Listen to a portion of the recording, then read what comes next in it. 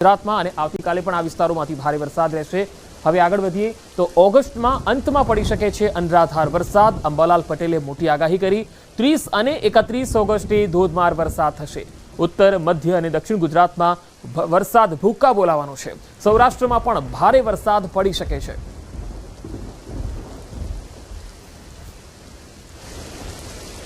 સપ્ટેમ્બરની શરૂઆતમાં મેઘરાજા સપાટો બોલાવશે। રાજ્યમાં પડી શકે છે મુશળધાર વરસાદ। મહીસાગર વડોદરામાં ભારે વરસાદની આગાહી છે।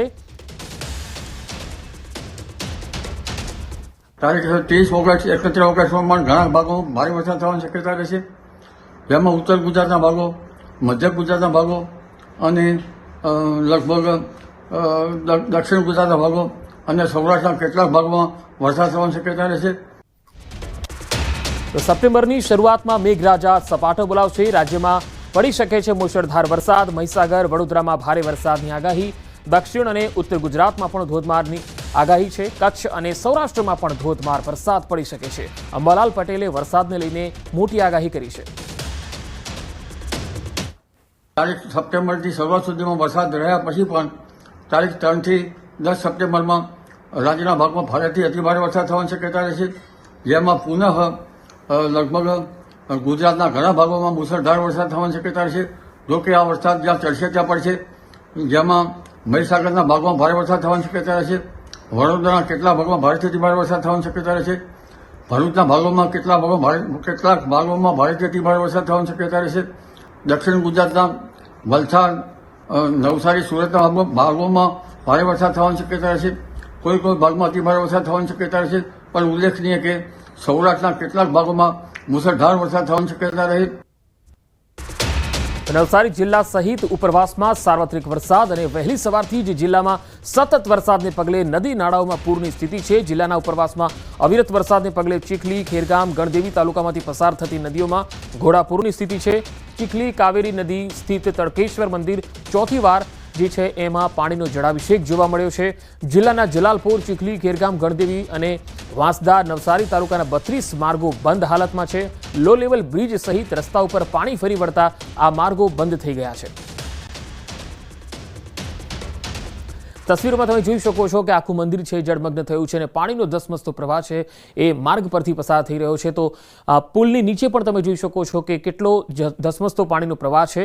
અહીંયા નવસારીના લગભગ મોટાભાગના જિલ્લાઓમાં સાર્વત્રિક વરસાદ છે અને મોટાભાગના તાલુકાઓમાં સાર્વત્રિક વરસાદ છે। નદી નાળાઓમાં પૂરની સ્થિતિ જોવા મળી રહી છે અને તેના પગલે નીચાણવાળા વિસ્તારોને એલર્ટ કરાયા છે। તડકેશ્વર મંદિર છે જે ચોથી વખત અહીંયા જળમગ્ન બન્યું છે।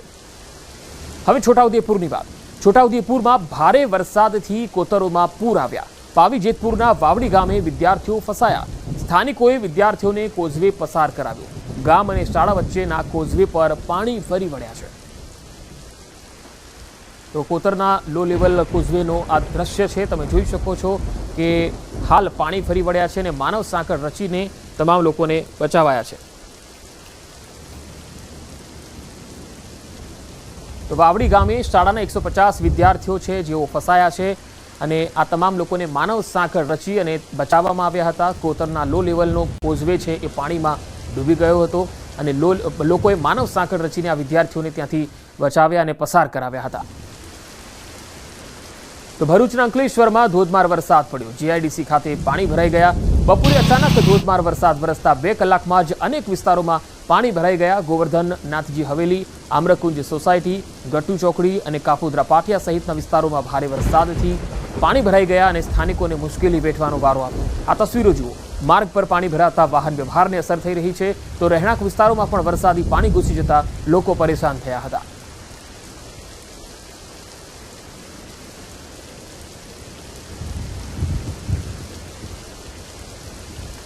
તો સુરત જિલ્લામાં અવિરત ધોધમાર વરસાદ છે। જિલ્લાના માંડવી તાલુકાના બૌધાન ગામેથી નોગામા તરફ જતા માર્ગ પર આવેલ જાબડી ખાડીમાં પૂરની સ્થિતિ જોવા મળી। બૌધાનથી નોગામા જતા જાબડી ખાડીના લો લેવલ બ્રિજ પાણીમાં ગરકાવ થયો।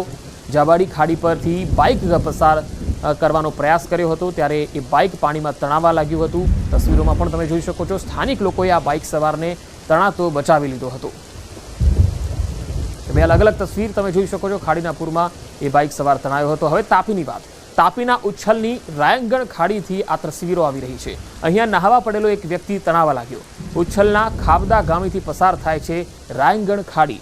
જો કે તરતા આવડતું હોવાથી બાદમાં નદીના ઝડપી પ્રવાહમાંથી બહાર નીકળવામાં તે સફળ રહ્યું હતું. તો તસવીરોમાં જોઈ શકાય છે પાણીનો આ ધસમસતો પ્રવાહ છે.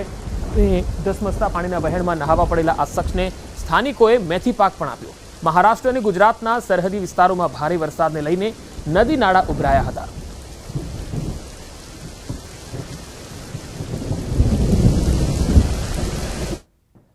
સાબરકાંઠાના હિંમતનગરના ગાંભોઈમાં વરસાદ. ગાંભોઈથી ભિલોડા હાઈવે પરનું ડાયવર્ઝન ધોવાયું છે. હાઈવે પર બનાવવામાં આવેલા 2 ડાયવર્ઝન ધોવાયા. ગાંભોઈ પંથકના હુંજ અને બાખોર, રામપુર સહિત ડુંગરનું પાણી વહેતા ડાયવર્ઝન ધોવાઈ ગયું.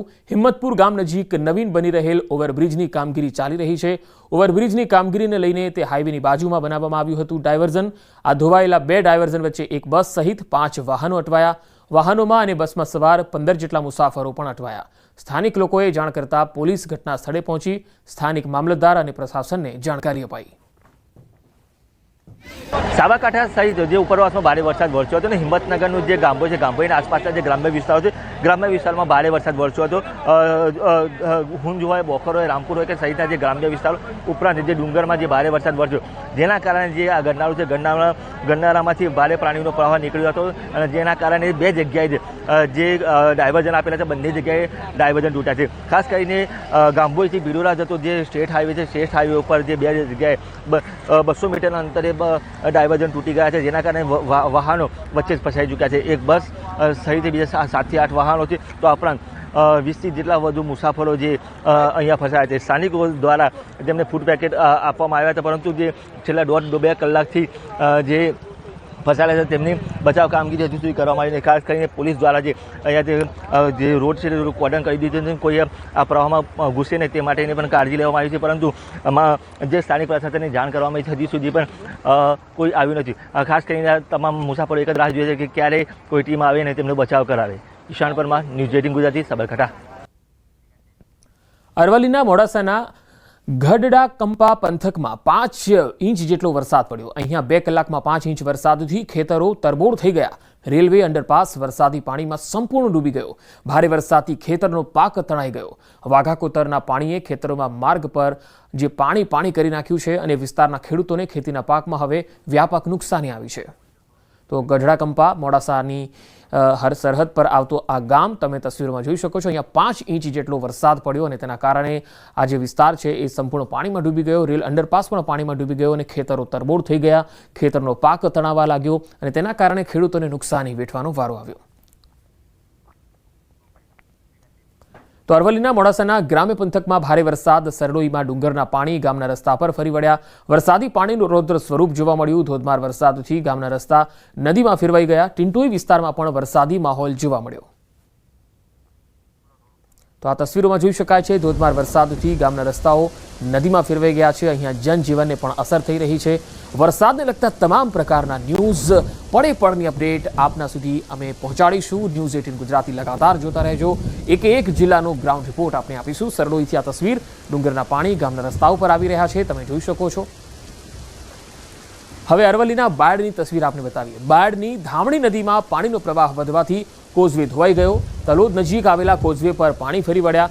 ધામણી નદીના કોઝવે પર પાણી ફરી વળતા સ્થાનિકોની મુશ્કેલી વધી ગઈ. હમીરપુરા, બોરડીમઠ અને મોતીપુરા જેવા ગામો સંપર્ક વિહોણા બની ગયા. તો અરવલ્લીનો શામળાજી ભિલોડા હાઈવે ફરીથી બંધ થયો. ઉપરવાસમાં પડેલા વરસાદને કારણે હાઈવે પર પાણી ફરી વળ્યા. ડોડીસરા ડાયવર્ઝન પર વરસાદના પાણી ફરી વળતા વાહન વ્યવહારને અસર થઈ. રસ્તો બંધ થતા અંબાજી જતા પદયાત્રીઓ અટવાઈ ગયા. સંતરામપુર, દાહોદ સહિત જિલ્લાના પદયાત્રીઓ અટવાયા.